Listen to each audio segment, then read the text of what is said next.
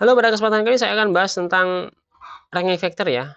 Ranking vector ada, kalau misalkan orang ada banyak ya, ranking vector ada 100 ranking vector dan lain-lain gitu kan. Nah, di sini saya akan baginya menjadi beberapa ya. Jadi ada ranking vector yang page level dan juga site wide level ya. Jadi levelnya ada yang ada di halaman ya. Jadi ranking vector itu tujuan Google itu adalah memuaskan user dengan informasi yang paling relevan dan juga dengan tingkat kepercayaan yang tinggi gitu kan, bisa dipercaya. Jadi artikelnya itu apa namanya, informasi yang disajikan itu relevan dan juga memiliki tingkat kepercayaan yang tinggi, tingkat akurasi yang tinggi seperti itu ya. Itu yang bisa memuaskan user. Ada beberapa ranking vector. Yang pertama adalah ranking vector yang ada di artikelnya sendiri. Jadi ada artikel, kemudian ada website, ya kan? Nah, kita akan bahas tentang artikelnya dulu. Nah, artikelnya ranking vector di dalam artikel itu ada apa? Yang pertama adalah ada relevansi, kemudian yang kedua adalah information richness atau apa namanya? Atau density ya, density. Ada atau yang namanya salah. Density, kepadatan apa namanya, jumlah informasi di dalam artikel dan juga kepadatan informasinya ya. Dan itu adalah kontekstual domainnya bagaimana. Jadi expertise dan relevansi artikel yang menentukan apakah artikel ini bermanfaat atau tidak itu ada 3 ya. 1, 2, 3. Artikel berkualitas seperti ini ya. Karena apa? Karena Google itu nggak bisa ngejudge kualitas artikel ya. Bayangkan setiap hari ada berapa juta artikel dan nggak mungkin Google ngecek satu-satu ya kualitasnya bagaimana ya. Jadi Google menggunakan matematika, algoritma ya. Jadi bagaimana sih ngecek apa namanya, kualitas menggunakan algoritma? Ya, pertama adalah menggunakan yang namanya relevansi artikel ya, mengukur relevansi artikelnya bagaimana ya, yaitu URL, judul, heading, dan juga informasi di dalam artikelnya ya.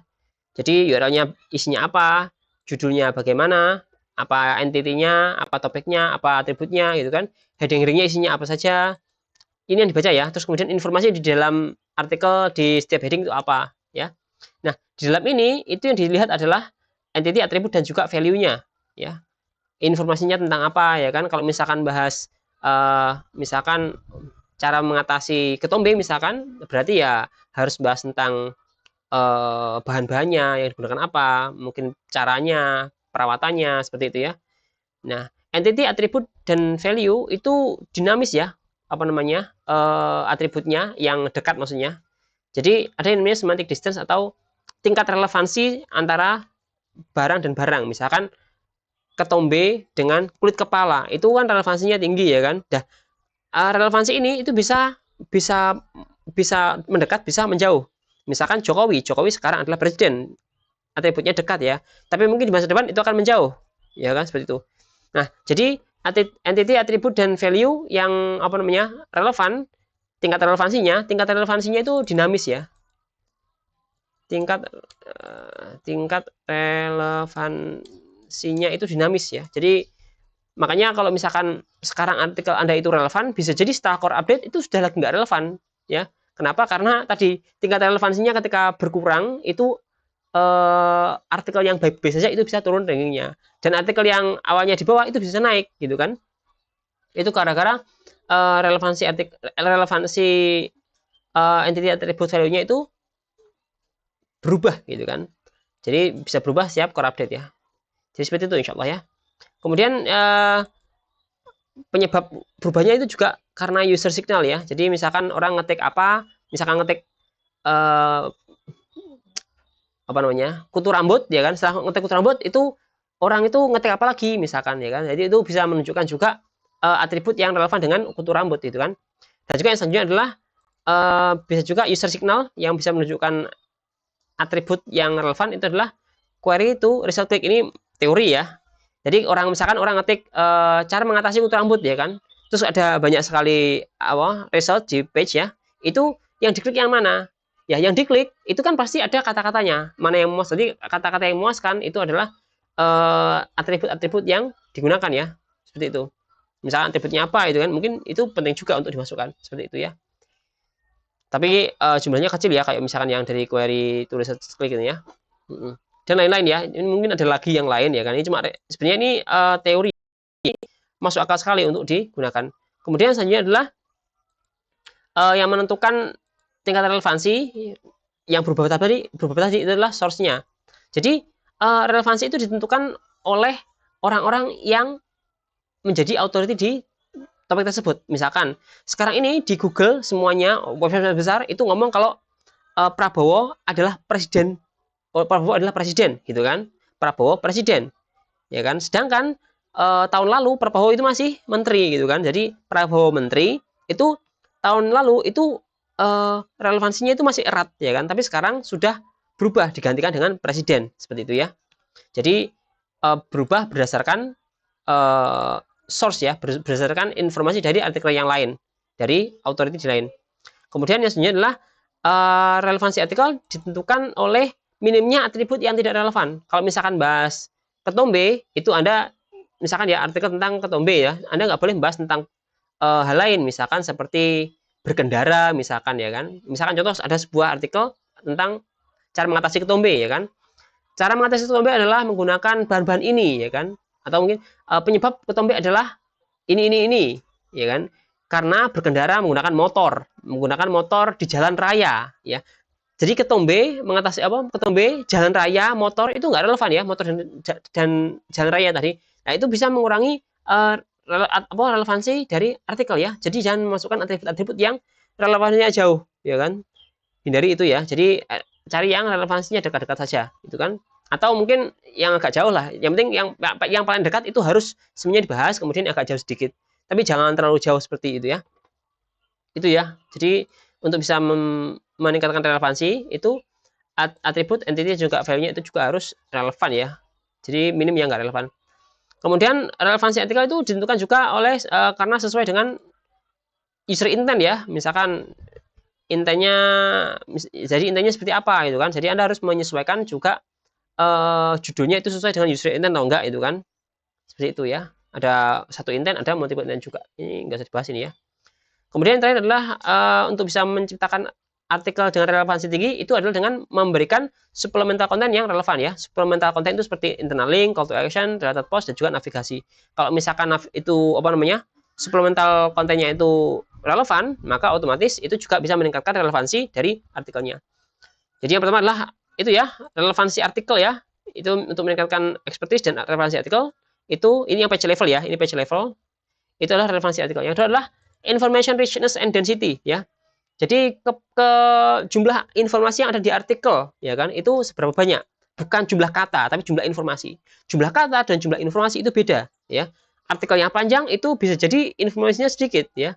Jadi pas informasi itu misalkan SPO ya, subjek predikat objek yang jelas sesuai topik ya kan. Itu kalau misalkan banyak itu berarti informasinya banyak ya. Jumlah triples ya, triples itu SPO ya, subjek predikat objek atau entity atribut value. Misalkan Jokowi ada presiden, Jokowi adalah anak dari, Jokowi memiliki anak, Jokowi bekerja sebagai gitu kan, Jokowi tinggal di. Nah itu adalah sebuah triples. Ya misalkan artikel Anda itu memiliki triples yang banyak dan relevan, maka itu bisa dianggap information richness Anda tinggi. Informasi di artikel Anda itu tinggi. Dan ini bisa menunjukkan kalau Anda itu expert, Anda benar-benar paham apa yang Anda bicarakan, dan Anda benar-benar paham detail dari topik tersebut. Ya, ini lebih ke expertise ya, expertise dari diri Anda. Ya. Dan juga jumlah triples itu juga akan menentukan jumlah query terjawab. Kalau misalkan sebuah artikel itu bisa memiliki triples yang banyak dan bisa menjawab query banyak, Anda bisa meranking lebih banyak keyword dan juga bisa mendapatkan traffic lebih banyak. Seperti itu. Jadi yang pertama adalah untuk meningkatkan expertise dan relevansi artikel di page level ya, di artikelnya, bukan secara umum di website ya, itu adalah pertama relevansi artikel, yang kedua adalah information richness dan density, ya kan? Yang terakhir adalah contextual domain. Contextual domain itu adalah pola dari artikel berkualitas. Jadi Google itu menganalisa pola artikel yang berkualitas sebelumnya, misalkan tentang artikel tentang artikel tentang cara mengatasi ketombe misalkan. Jadi Google itu sudah punya website yang sudah dimiliki di SERP ya. Itu Google punya pola. Artikel yang berkualitas untuk topik ini itu adalah artikel dengan judul seperti ini, yang memiliki atribut seperti ini, yang memiliki layout seperti ini, ya. Jadi Google sudah punya ya. Jadi ada format artikelnya seperti ini, gitu kan. Layoutnya, jumlah informasinya segini, gitu kan. Jadi Anda harus tahu pola artikel berkualitas sebelumnya. dan Anda minimal harus bisa memenuhi itu, minimal ya. Tapi bisa mungkin itu Anda lebih daripada pola yang sebelumnya, lebih dari kontekstual domain sebelumnya. Jadi kontekstual domain itu adalah pola dari artikel berkualitas yang sebelumnya, ya seperti itu. Ini adalah page level ya, di tingkatan halaman ya. Bagaimana cara meningkatkan kualitas halamannya gitu kan? Ranking vektor di halaman. Kemudian selanjutnya adalah di tingkat websitenya. Ya, di tingkat websitenya itu ada authority dan juga trust, ya kan? Sekarang di authority dulu. Authority itu adalah ketika kamu expert atau expertise atau mempunyai authority di topik tertentu, ya. Misalkan Anda memiliki jumlah triples di topik terkait itu banyak ya. Jumlah triples itu informasi ya. Atau informasi. Anda punya informasi yang jumlahnya itu lebih banyak daripada kompetitor Anda. Misalkan kompetitor itu cuma bahas segini gitu kan, Anda bisa bahas jauh lebih banyak misalkan. Maka otomatis Anda memiliki jumlah informasi atau triples lebih banyak daripada kompetitor Anda. Ini bisa membuat Anda menjadi authority di topik tersebut ya. Kemudian ada lagi namanya jumlah URL dengan topik terkait ya. Jumlah halaman Anda dengan topik apa itu Anda banyak sekali dan juga relevan dan nggak duplikat ya kan. Kalau misalkan apa namanya kompetitor Anda lebih sedikit, Anda lebih banyak, maka itu bisa membuat Anda itu lebih authority ya. Ini yang dinamakan adalah topical coverage. Ini juga topical coverage, ini juga topical coverage. Jadi cakupan dari topik yang Anda bahas ya. Semakin lengkap topik yang Anda bahas, maka otomatis Anda bisa meningkatkan authority website Anda. Kemudian ada traffic share dan query share di topik terkait ya. Seberapa banyak traffic yang Anda dapatkan dari topik tersebut dan juga query yang Anda dapatkan di topik tersebut. Dan yang terakhir adalah query plus brand search. Jadi misalkan ada brandnya ya di sini ya. Misalkan orang search nama, misalkan website Anda adalah duniabinatang.com ya kan. Misalkan ciri-ciri hewan duniabinatang.com ya kan. Itu bisa menunjukkan, ini masih teori ya, itu bisa menunjukkan juga bahwa orang percaya kalau website Anda itu authority di hewan tadi gitu kan. Jadi seperti itu. Saya juga biasanya seperti ini ya kalau di YouTube ya, misalkan apa terus siapa gitu kan. Misalkan bahas tentang inovasi ini Dr. Indawan gitu kan, seperti itu. Jadi ini bisa menunjukkan bisa menjadi sinyal authority dari sebuah website Anda, seperti itu ya. Ini adalah authority dan yang paling penting itu adalah sebenarnya adalah trust atau kepercayaan. Jadi misalkan authority pun kalau nggak bisa dipercaya itu akan kurang ya. Jadi Google itu mengutamakan website-website yang terpercaya. Nah, masalahnya adalah bagaimana atau apa sinyal yang digunakan Google untuk mengecek kualitas atau mengecek trust dari sebuah website. Nah, jawabannya adalah ini. Pertama adalah jumlah artikel berkualitas versus tidak berkualitas. Misalkan Anda punya 1000 artikel. Nah, yang berkualitas itu cuma 100, yang 900 itu nggak berkualitas. Ya, misalkan ya. Itu trust website Anda itu akan turun. Ya kan? Jadi trust website Anda akan turun. Dan Anda akan kena yang namanya helpful content system ya. Kalau misalkan di core update itu ada helpful content update. Nah, itu adalah jumlah artikel berkualitas versus yang nggak berkualitas ya. Atau persentase artikel berkualitas. Jadi untuk bisa mendapatkan trust ya, yang pertama adalah Anda harus memiliki persentase jumlah artikel berkualitas itu lebih baik. Artikel berkualitas yang bagaimana? Yang ini, yang punya expertise dan juga relevansi. Yang tadi ya, seperti itu. Jadi semua artikel Anda itu harus memiliki kualifikasi seperti ini. Ya, seperti ini ya. Nah, itu ya. Itu yang pertama. Untuk meningkatkan trust lagi, Anda harus punya brand search. Ya, sebenarnya backlink sih, backlink dulu ya. Nah, backlink. Backlink itu adalah apa namanya? Bisa meningkatkan trust website. Masalahnya adalah Anda juga harus paham kalau misalkan ada yang namanya pola backlink berkualitas. Ada pola backlink berkualitas, ada pola backlink spam. Ada polanya, backlink ada polanya juga insya Allah ya. Jadi Google mengamati pola-pola tersebut. Jadi kalau misalkan backlink Anda itu polanya seperti pola backlink spam, ya otomatis mungkin nggak punya nilai ya kan. Jadi Google itu juga insya Allah seperti punya pola ya, seperti itu ya. Karena dia pakai algoritma, jadi polanya bagaimana, misalkan orang polanya backlink spam bagaimana, itu dijadikan algoritma, kemudian digunakan untuk automate. Jadi nggak mungkin dia ngecek jutaan domain, jutaan atau miliaran artikel itu kan, miliaran backlink misalkan, menggunakan manual gitu kan. Jadi dia pakai algoritma, dan algoritma itu menggunakan pola yang dijadikan sebagai algoritma, kemudian digunakan untuk menjadi benchmark minimal atau benchmark backlink berkualitas seperti ini, backlink spam seperti ini. Jadi ada benchmarknya ya. Pola itu tadi namanya apa? Pola tadi namanya adalah kontekstual domain. Seperti itu ya. Atau ya seperti itu ya. Ya sudah, mungkin aja. Kemudian selanjutnya adalah brand search. Brand search itu adalah orang ngetik nama Anda di Google. Ya. Jadi misalkan website Anda adalah duniahewan.com misalkan, duniahewan.com, gitu kan. Nah, bedanya dengan yang ini apa? Query plus brand search. Kalau ini ada query-nya, kalau yang ini adalah cuma brand saja. Dunia hewan misalkan, duniahewan.com, Dr. Indrawan Nugroho misalkan. Seperti itu ya. Kemudian selanjutnya adalah citation dan reputation. Citation itu orang nyebut website Anda di artikel mereka. Dan juga reputasi Anda bagaimana. Ini juga bisa meningkatkan trust Anda di Google. Jadi Anda kalau misalkan trust itu artikel berkualitas bagus, backlink bagus, polanya juga bersih gitu kan. Brand search-nya ada, stationnya ada, ini juga ada polanya juga ya, harusnya ada polanya juga ya kan, karena Google pakai algoritma. Kemudian ada historical data. Historical data itu nanti akan jelaskan di sini. Historical data itu adalah data historis seberapa Anda memuaskan user, ya kan. Kemudian ada masalah teknis. Jadi kalau misalkan trust website itu pertama SSL-nya harus ada dan juga bebas dari virus, ya kan. Dan yang terakhir adalah pakai kontekstual domain. Kontekstual domain itu pola ya. Pola website berkualitas bagaimana ya. Pola website yang spam itu bagaimana. Pola website yang trusted bagaimana. Layoutnya bagaimana. Ini aja ya. Jadi ada pola website berkualitas, ada pola website yang spam.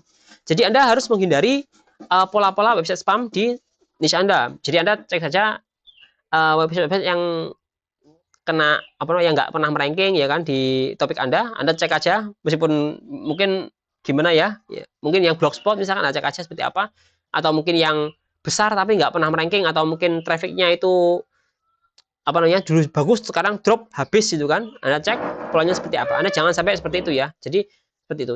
Dan kemudian Anda bisa menggunakan pola-pola, misalkan Anda bisa menganalisa pola website yang bagus ya, yang trusted bagaimana. Seperti itu ya.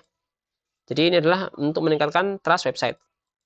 Yang selanjutnya adalah historical data. Jadi ini adalah penentunya ya, penentu kalau misalkan website Anda itu berkualitas untuk user. Jadi yang pertama adalah user puas dengan artikel Anda. Mulai dari kontennya puas, user experience puas, UI-nya juga puas. Ya, sinyalnya apa saja, misalkan minim pogostik ya. Pogostik itu masuk ke artikel Anda kemudian keluar gitu kan.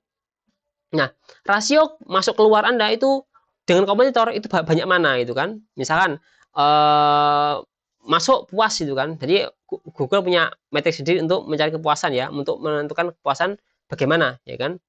Pogostiknya bagaimana? Kemudian refine rate-nya bagaimana? Misalkan orang ngetik di Google apa gitu kan. Misalkan cara mengatasi panu di hidung misalkan. Ya kan di hidung misalkan. Kemudian atau di bibir gitu kan. Kalau misalkan orang baca artikel Anda kemudian dia ganti misalkan cara mengatasi panu di wajah, dirubah seperti itu, maka itu adalah refine query ya, query refinement, atau merubah query yang sudah di klik ya, yang sudah dibuat. Nah, itu merubah query itu biasanya adalah tanda-tanda kalau misalkan orang itu nggak puas dengan hasilnya gitu kan. Nah, itu query refinement Anda itu dengan kompetitor lebih besar mana gitu kan. Kemudian CTR atau click through rate serve di query terkait. CTR website Anda itu di topik tadi, misalkan ada orang nyari ini, CTR Anda bagaimana? Ya, CTR-nya bagaimana? CTR by position ya. Kalau misalkan di atas ya pasti tinggi ya kan, CTR by position. Kalau misalkan posisi 1 itu berapa persen? Misalkan 30% click through rate ya kan. Kalau posisi 10 itu 2% ya. Seperti itu. Jadi Anda harus lebih tinggi CTR serve-nya untuk masing-masing posisi ya, by position. Kalau misalkan posisi Anda rendah tapi CTR Anda tinggi, itu kunci atau mungkin itu adalah sinyal bahwa judul Anda itu menjawab atau memuaskan, kemungkinan bisa memuaskan dari intent dari si user. Seperti itu ya, itu historical data ya. Jadi ini lebih ke kepuasan konsumen. Jadi user si Google itu mengecek kepuasan dari usernya ketika menggunakan website Anda. Seperti itu ya. Dan ini adalah penentu. Website Anda kalau misalkan punya semuanya yang tadi, ya kan, punya semuanya yang tadi, tapi gagal di sini, ya pasti Google akan menurunkan ranking Anda. Ya, yang paling menjadi bagian utamanya adalah ini. Ya, tapi untuk yang awal sebelum bisa ini, Anda harus benar-benar mengoptimasi ini dulu. Ya kan? Karena kalau misalkan Anda nggak meranking dulu ya kan orang juga nggak akan tahu, nggak ada historical data karena nggak ada traffic ya kan. Historical data itu traffic dikali kepuasan gitu kan.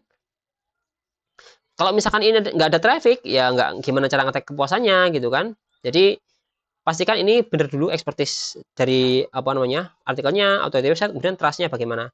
Nah nanti kalau misalkan sudah naik akan di ranking Anda. Nah itu baru Anda mengoptimalkan di historical data atau di kepuasan usernya. Dan yang terakhir ranking factor adalah cost of retrieval versus cost of not retrieval. Jadi Google itu biaya ya, biaya versus hasil. Jadi Google itu adalah pencari cuan ya. Jadi kalau misalkan biaya untuk ngurusin website Anda itu mahal sekali, misalkan Anda itu artikelnya sulit dibaca gitu kan, mungkin juga informasinya ada banyak ya kan, cuma informasinya itu sulit sekali diekstrak misalkan, kemudian apa gitu kan, sulit sekali ya kan, hasilnya juga nggak terlalu bagus misalkan isinya gitu kan, jadi Google akan meninggalkan juga karena nggak bikin cuan gitu kan. Jadi itu adalah ranking factor yang itu ya, yang saya yakini ya seperti ini. Nah, dari sini ini adalah menurut saya ranking factor yang menurut saya paling masuk akal untuk digunakan ya. Jadi kalau misalkan Anda pertanyaan silakan Anda tanyakan di komentar. Dan kalau misalkan Anda nggak setuju silakan dibantah di komentar. Terima kasih.